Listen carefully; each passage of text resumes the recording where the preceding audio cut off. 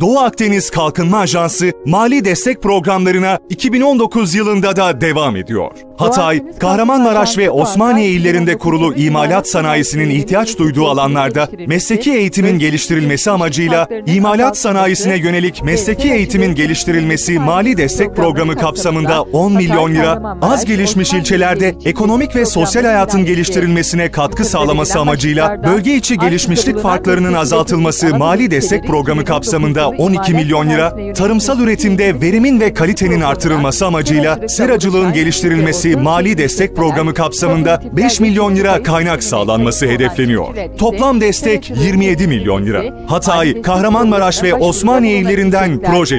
Doğu Akdeniz Kalkınma Ajansı mali destek programlarına 2019 yılında da devam ediyor. Hatay, Kahramanmaraş ve Osmaniye illerinde kurulu imalat sanayisinin ihtiyaç duyduğu alanlarda mesleki eğitimin geliştirilmesi amacıyla imalat sanayisine yönelik mesleki eğitimin geliştirilmesi mali destek programı kapsamında 10 milyon lira, az gelişmiş ilçelerde ekonomik ve sosyal hayatın geliştirilmesine katkı sağlaması amacıyla bölge içi gelişmişlik farklarının azaltılması mali destek programı kapsamında 12 milyon lira, tarımsal üretimde verimin ve kalitenin artırılması amacıyla seracılığın geliştirilmesi mali destek programı kapsamında 5 milyon lira kaynak sağlanması hedefleniyor. Toplam destek 27 milyon lira. Hatay, Kahramanmaraş ve Osmaniye illerinden projeleriniz bekleniyor. Son başvuru tarihi 5 Nisan 2019. Ayrıntılı bilgi için ajansımızı ziyaret edebilir ya da www.doaka.gov.tr'de yayınlanan başvuru rehberlerini inceleyebilirsiniz.